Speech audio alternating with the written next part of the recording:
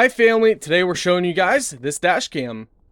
Okay guys, so you get your manual, you get your accessories, you get your tools for your dash, and this is going to be your second camera.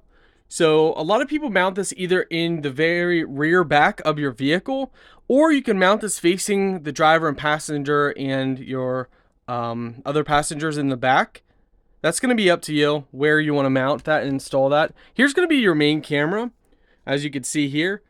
Again, on all these, make sure you peel off the plastic on the lenses. Both are going to have that. You don't want that on there because that's going to muffle and make the video quality not as good. They already give you a TF card, so you're ready to go with that. You're going to also connect this here, right through here. So make sure that's pushed in the whole way. Sometimes when you put it in, you might think, okay, it's in the whole way, but it's actually not. So push it down in.